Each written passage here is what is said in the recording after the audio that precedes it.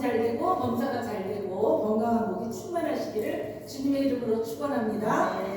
오늘 저는 여러분과 함께 네가 할 수 있는 것만 해. 예수님이 그렇게 말씀하시는 거예요. 네가 할 수 있는 것만 해 라는 제목으로 오늘 말씀을 나누도록 하겠습니다. 오늘 본문을 보니까요, 세례 요한이 헤로다의 목이 잘 되는 그런 아주 불우한 일이, 비통한 일이 생겼어요. 이 소식을 들으신 예수님께서 배를 타고 혼자 외딴 곳으로 떠나셨어요. 이 세례 요한하고는 한 6촌 정도의 이렇게 친척지간이죠. 그런데 같이 세례 요한이 방에서 그렇게 외치고 또 같은 시기에 만나서 하나님의 나라를 복음을 전하는 일을 하다가 그만 헤로당의 칼에 목이 잘리고 쟁반에 당겨져서 그런 아주 너무 어마어마한 비통한 그런 일이 생겼어요. 그 소식을 들으니까 우리 예수님도 마음이 얼마나 아프셨겠어요. 그래서 그날은 혼자 조용히 외딴 곳으로 가시려고 배를 타셨어요.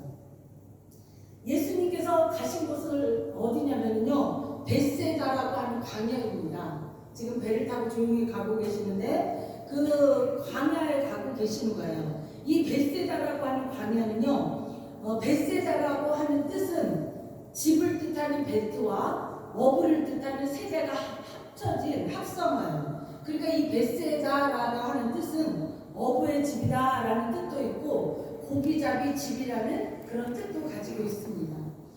예수님께서 벳세다 이곳으로 가신 목적이 있죠. 제가 지금 말씀한 것처럼 일단 지친 육신을 조금 쉬시려고 가신 거예요. 또 하나는 기도하기 위해서 가셨죠. 하나님 앞에 기도해야 되잖아요. 그런 원통하고 억울한 일이 있었으니까. 또 하나는요, 빨리 때가 가까이 왔기 때문에 제자들을 가르쳐야겠다, 이런 마음으로 그곳에 가시게 됐죠. 그런데 예수님께서 이렇게 혼자 아무도 없는 곳으로 배를 타고 갔는데 막 벳세다에 도착을 했는데 보니까 어마어마하게 많은 사람들이 그곳에 벌써 와가지고 예수님이 배 타고 오고 있는데 벌써 이렇게들 많이 각지에서 다 몰려들어가지고요 기다리고 있는 거예요. 예수님이 지치고 힘든 마음을 가지고 그곳에 도착을 했는데 보니까 세상에 막 병든 사람 절룩거리고 아픈 할아버지 막 안고 별의별 사람들이 다 거기 있는 거예요. 이 사람들이 여기 왜 이렇게 몰려왔을까요? 각 지역에서 예수님이 그곳에 온다는 소문을 듣고 왜 이렇게 몰려들어왔을까요? 예수님에 대한 놀라운 소문을 들었기 때문에 그래요. 예수님이 며칠 전에 베드로의 장모가 열병이 나서 거의 죽게 되었는데 기도함으로 가서 깨끗이 치료받는 걸 목격을 했어요. 또 눈먼 사람이 눈을 번쩍 뜨는 그런 기적을 다들 보았어요. 그리고 문둥병자가 막 눈썹이 빠지고 막 입술이 다 찢어지고 막 이런데 예수님이 싹 만지니까 깨끗이 치료를 받는 걸 다 목격을 했어요. 그러니까 소문에 소문을 해가지고 각 이스라엘 지역에서 이렇게 많은 사람들이 몰려온 거죠. 이곳에 모인 사람들은요, 각기 다 사연들이 있었을 거예요. 다 자기만의 어떤 이유가 있었을 거예요. 이곳에 달려나온 이유가 있었을 거예요. 무려 여기 모인 사람들이 10,000 명이 넘는 사람들이 모여 있었거든요. 당시 로마의 식민지 시대였잖아요. 경제적으로 보면 오늘날 우리나라는 정말 풍요로운 시대에 살고 있잖아요. 자신이 조금만 노력하고 무엇인가 건강만 하면 얼마든지 먹고 사는데 걱정이 없는 그런 시대에 살아요. 그런데 그때 시대에는요, 정말 하루 일해서 하루 먹고 그 하루 번 돈으로 먹고 살기도 빠듯한 그런 시대였거든요.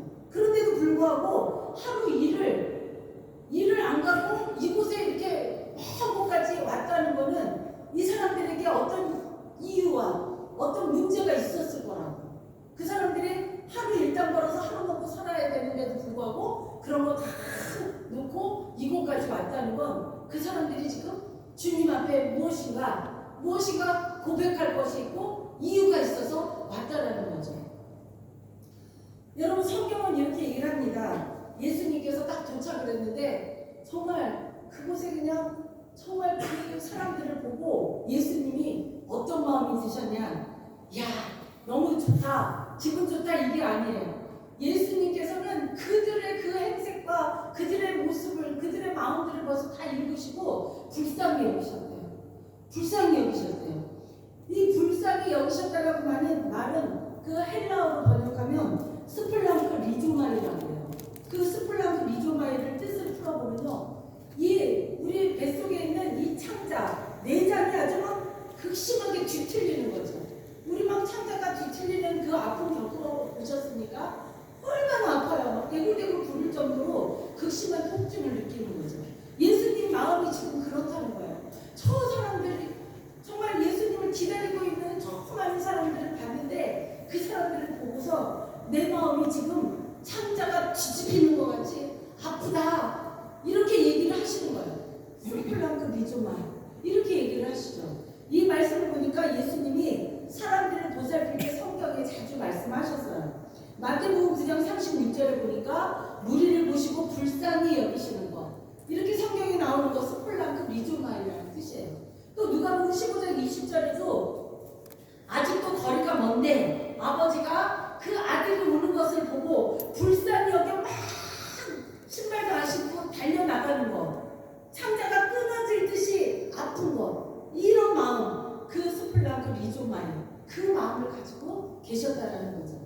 예수님은요, 병든 자를 조건 없이, 차별 없이 외면하지 않고 다 고쳐주셨어요. 누구는 어때서가 아니라 누구를 막론하고 어떤 처지에 있는 사람이라도 다 그들이 예수님 앞에 나오면 무엇이든지 다 고쳐주셨어요. 자, 그러다가 이제요, 그 고치고 그 많은 사람들의 병을 고치고 만져주고 또 말씀을 전하고 이러다 보니까 어느덧 해가 뉘엿뉘엿 넘어가서 땅거미까지는 저녁이 되어버렸어요. 그러니까 어디선가 배고파 꼬르륵 막 뱃속에서 소리가 나기 시작해요. 엄마 밥 줘, 막 아기들의 칭얼거리는 소리가 막 나요. 웅성웅성 막 소리가 나기 시작한 거죠. 그 소리를 듣고 제자들이 예수님께 달려와서 말을 합니다. 예수님, 저기 있는 사람들이요, 하루 종일 굶었어요. 그러니까 지금 저게 배고프다고 난리입니다.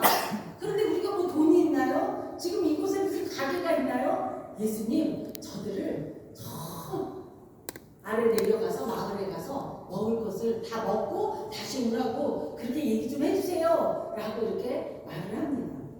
여러분과 제가 제자로서 당연히 그런 말을 할 수 있죠. 그렇죠? 우리도 그렇게 얘기했을 거예요. 그 자리에 있었으면. 아주 합리적인 얘기죠. 또 굉장히 이성적인 얘기도 해요.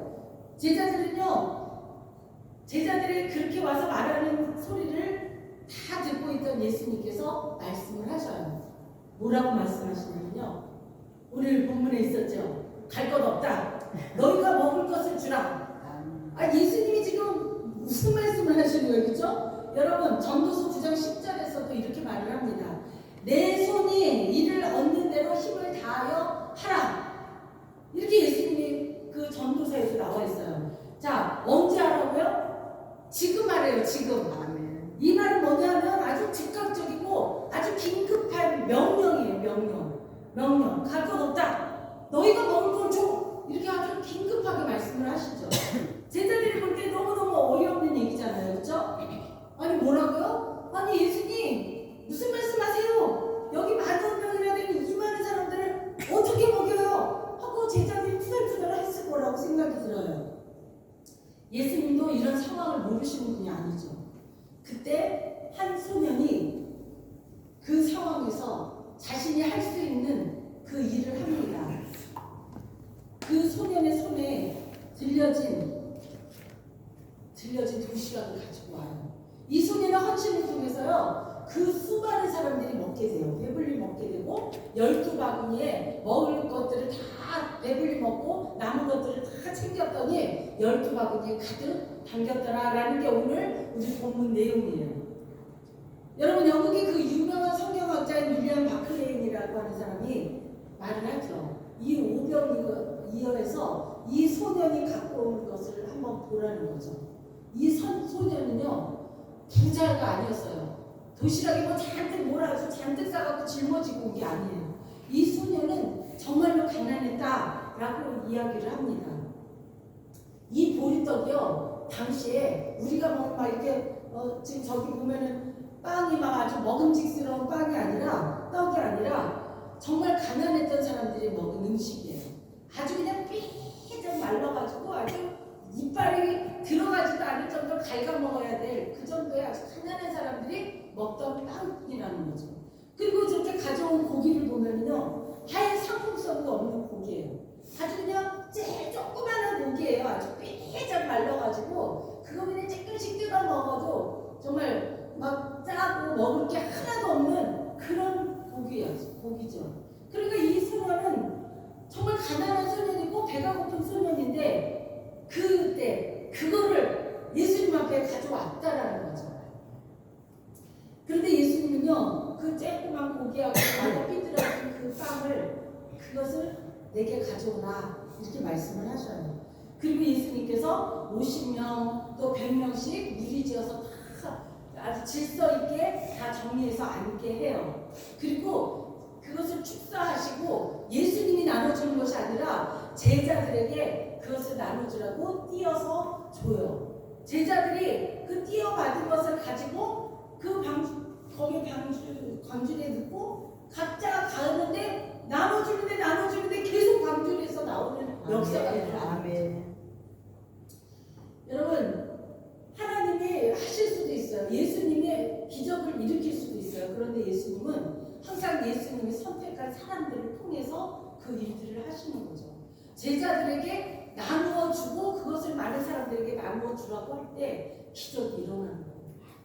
지금 아까 거기서 봤지만 우리가 빵하고 물고기가 아주 먹음직스럽지만 사실은 이런 물고기가 아니에요. 아주 삐짝 말라 삐뚤어진 쬐끄만 고기. 빵도 아주 그냥 딱딱해서 입에 씹히지도 않는 그런 빵 5개.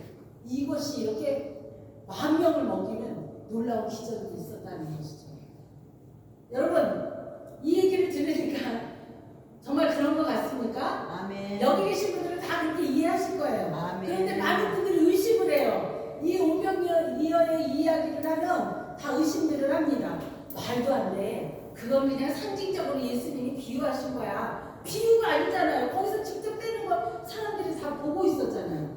사람들이 도시락을 숨겨두었다가 자기네도 먹으려고 그냥 잔뜩 싸가지고 온 거 숨겨두었다가 예수님이 축사하시고 그거에 감동받아가지고 아마 이렇게 기적이라고 과장되게 말을 했을 거야. 많은 사람들이 막 지금까지도 서로 막 그런 걸 가지고 이야기를 해요. 여러분 정말 그렇습니까? 정말 기적이 아닐까요? 제가 저번에도 한번 얘기를 했지만요. 천주교 지도자였던 정진석 추기경님이 그 공개적으로 인터넷 뒤져보시면 나올 거예요. 공개적으로 이 성경 풀이 해석을 했어요. 그때 당시에 너무너무 성경을 막 해석과 해부를 너무 심하게 해가지고 이제 제가 그때 우리 얘기를 했지만 그런 때가 있었어요. 그렇게 해석을 막 심하게 하는데 그분이 뭐라고 하셨냐면요. 여러분 성경을 보세요. 성경에 물고기 1마리, 2마리, 3마리 막 예수님이 축사하니까 하늘에서 툭툭툭 떨어지게 그렇게 떨어졌다는 말 있나요? 성경이 있습니까? 하늘에서 막 툭 떨어졌어요? 빵이 떨어졌어요? 추기경님이 지금 얘기하시는 거예요. 그럼 뭘까요 여러분? 예수님이 떡과 물고기를 받아 하늘을 우러러 축사하시니까 거기 모여있던 사람들이 감동이 돼서 자기들이 막 먹으려고 싸가지고 온 것들을 다 내놔서 이렇게 숨겨두었던 도시락을 꺼내니까 다 나눠 먹고 그 12바구니에 가득 먹게 채워진 겁니다. 이렇게 얘기를 하는 거예요. 여러분 그러면서 이분이 또 뭐라고 하냐면요. 여러분 이 오병이어란 말 많이 들어보셨죠? 오병이어 아 그런 얘기였구나 이러면서 제 말이 믿어지십니까? 이러고서 얘기를 해요. 아니 근데 이 말이 무슨 말이죠? 여러분 이해가 됩니까? 여러분 성경을요 이 추기경님 같이 이렇게 해석을 하면 성경이 아니죠. 아주 그냥 아무렇지도 않은 어떤 책의 해석인 것 뿐이죠. 무슨 얘기냐면요 이렇게 해석을 하면 기적이 어떻게 있고 이적이 어디 있습니까? 눈먼 자리 막 눈을 뜨게 하고 이거 다 그러면 거짓말인 거잖아요. 그쵸? 이렇게 해석되는 건 잘못된 거죠. 정진성 추기경님의 해석으로는 사람들이 이것 때문에 놀래가지고 그 뒷장에 보면 예수님을 막 왕으로 막 세우려고 해요. 이렇게 한다 그러면요, 이 사람들의 이런 해석이라고 하면은 사람들로 하여금 도시락 꺼내게 하고, 그 다음에 도시락이 막 많아져서 이렇게 기적 같은 일이 일어났으니까 이 예수를 왕으로 삼자, 뭐 이런 스토리가 이상한 스토리가 되는 거죠. 그러면 40년 동안 이스라엘 백성들이 광야에서 하나님이 매일매일 만나를 내려주셨잖아요. 그렇죠? 그러면 만나를 내려주고 그것을 저장해두면 다 썩어서 못 먹어버리고 이런 일들은 어떻게 해석할 거죠? 그러면 이스라엘 그 광야로 나올 때 40년 동안 먹을지를 도시락을 아주 그냥 잔뜩 싸가지고 와서 그 사람들이 계속 그것을 먹고 40년을 버텼다는 얘기밖에 안 되는 거잖아요. 우리 하나님은 그들이 먹을 것이 없다고 불평할 때 만나를 하늘에서 만나가 내려오고 메추라기가 내려와서 그거를 하루에 먹고 끝내게 만드셨잖아요. 하루하루에 일용할 양식을, 그것을 기적이라고 하는 거잖아요. 근데 이렇게 추기경님의 해석이라면 정말 이런 기적은 성경에 아무것도 없다라고 그렇게 받아들일 수밖에 없죠. 여러분, 기적은요 설명되기 때문에 믿는 것이 아니에요. 기적이라는 것이 어떻게 막 설명이 되니까 기적이구나 라고 믿는 게 아니라는 거죠. 믿기 때문에 기적이 일어나는 거예요. 믿기 때문에 기적이 일어나는 거라는 거죠. 여러분, 이성을 넘어서는 곳에 믿음이 있는 거예요. 믿음을 이성으로 막 따지려고 하면 절대로 믿을 수가 없는 거죠. 그렇잖아요. 하나님이 우리에게 지금 요구하시는 것은 뭐냐면요, 그 믿음을 요구하시는 거예요. 믿음을 요구하시는 거예요. 그런데 여러분, 저는 이 말씀을 여러분이 다시 깊이 한번 생각을 해봤으면 좋겠어요. 이렇게 우리 예수님이 이렇게 기적을 일으키고 이적을 일으키는 분이지만 여기서 뭐라고 말씀하셨냐면 너희가 먹을 것을 주래요. 너희가 주래요. 그렇게 기적과 이적을 일으키시는 예수님인데, 하나님이신데 왜 너희가 주라고 이렇게 제자들에게 말을 했을까? 궁금하지 않으십니까? 도저히 이해할 수 없는 이야기죠. 그런데요, 이 오병이어가 정말 아주 삐짝 마른 그 쬐끄만 물고기, 아주 이빨에 들어가지도 않는 그 빵 조각, 그게 예수님 손에 올려졌을 때 기적이 일어나는 거예요. 예수님 손에 그것이 올려졌을 때 기적이 일어나는 거죠. 너희가 할 수 있는 것만 해. 너희가 할 수 있는 것만 하래요. 그래서 그 소년이 할 수 있는 게 뭐예요? 자기 도시락 그거를 내준 것이 그거 할 수 있는 일 했기 때문에 그게 이렇게 기적이 일어나는 거죠. 여러분, 보리빵 5개와 물고기 2마리가요 주님 손에 옮겨졌을 때 기적이 일어나는 거예요. 우리는 막 기도하면서 그러죠. 주님, 내가 이렇게 기도하는데 왜 안 일어납니까? 내 기도잖아요. 내가 하는 거잖아요. 그게 주님 손에 올려졌습니까? 주님 손에 올려지게 내가 해야 되는 거잖아요. 주님 손에 올려놓지도 않는 그 수고를 하지도 않으면서 그냥 주님 왜 안 해주는 거예요? 왜 내가 기도했는데, 내가 이렇게 했는데, 이렇게 하면 이건 아무 소용이 없는 거죠. 기적이 일어날 수가 없는 거죠.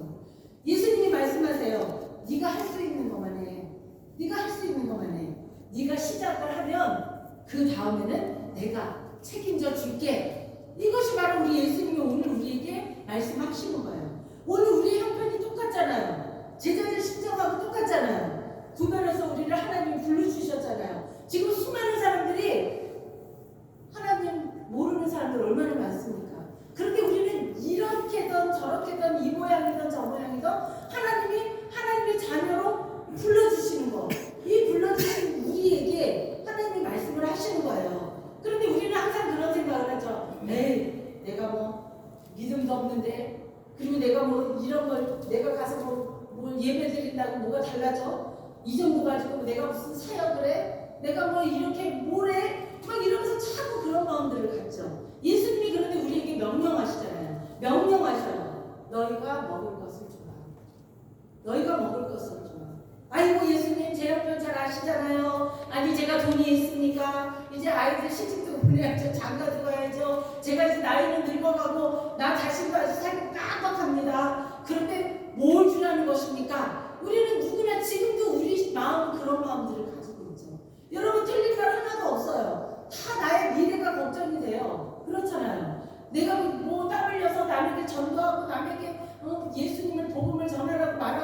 않아요. 다 네 인생 네 인생이고 내 인생 내 인생이지. 지금 그런 마음 다 들잖아요.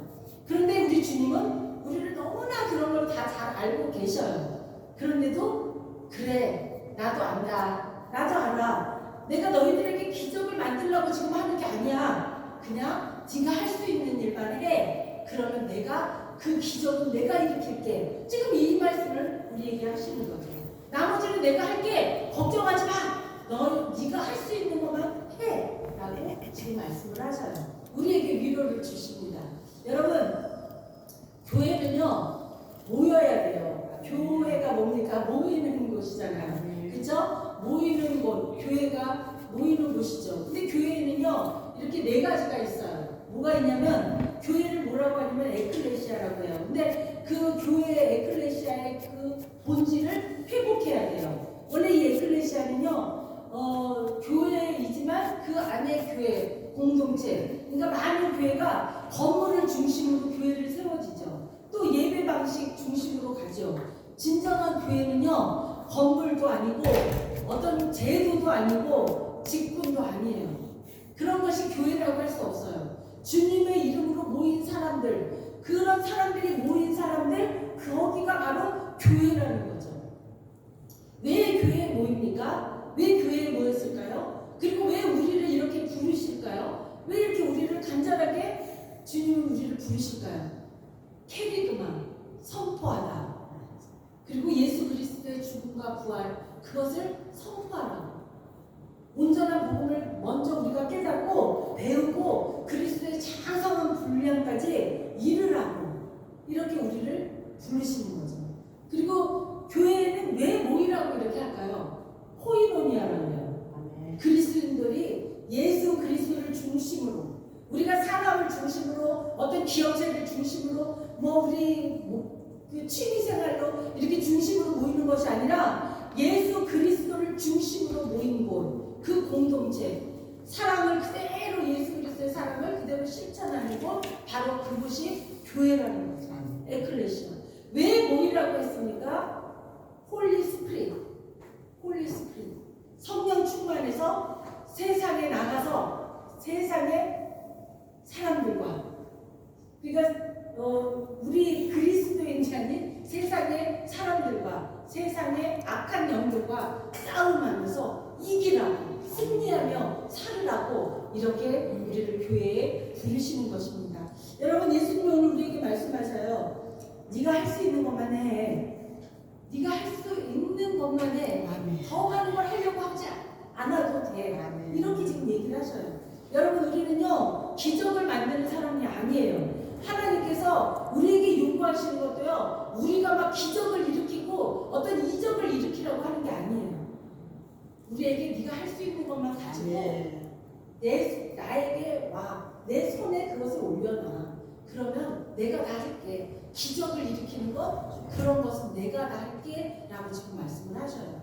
기적은요 하나님의 일이고 기적은 하나님의 소관이라는 것을 믿으시기 바랍니다.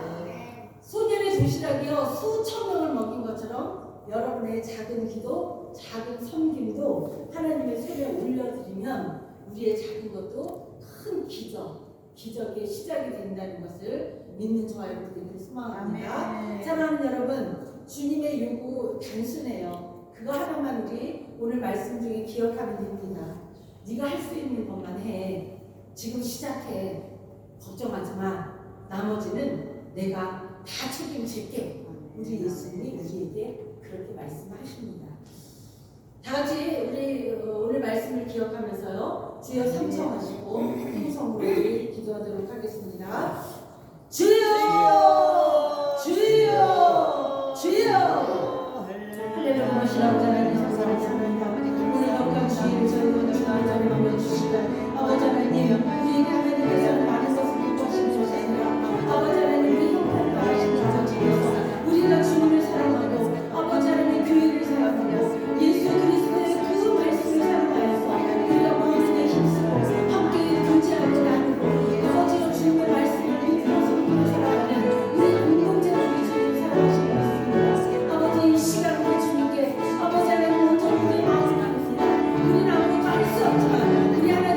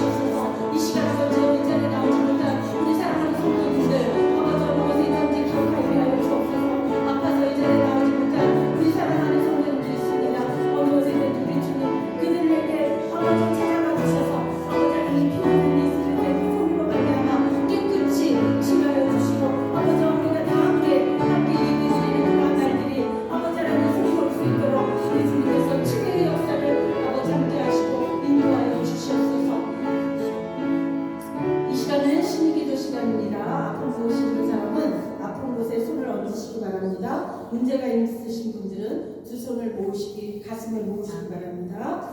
사랑과 자비가 풍성하신 하나님 아버지, 오늘도 우리를 은혜의 자리로 불러주시고 주님의 보혈로 덮어주심에 진심으로 감사를 드립니다. 오늘 주님의 말씀을 붙잡고 이제 우리 안에 치유의 때를 허락하여 주심을 감사드립니다. 이 시간 예수 그리스도의 이름으로 모든 질병과 고통은 떠나갈지어다. 모든 악한 영들과 질병의 영들은 당장 내게서 떠날지어다. 마음속에 있는 부정적인 그림자는 사라지고 마귀의 올무는 이 시간 끊어질지어다. 주님, 우리의 병든 몸을 만져주시고 우리 마음의 고통을 싸매어 주시옵소서. 사람이 이해하지 못할 깊은 상처도 주님의 피 묻은 그 손길로 회복되게 하여 주시옵소서. 과거의 후회로 오늘을 잃지 않게 하시고 오늘의 회복을 통해 내일의 소망을 갖게 하여 주시옵소서. 이 시간 모든 육신의 질병과 마음의 병과 관계에서 오는 아픔까지 주님의 뜻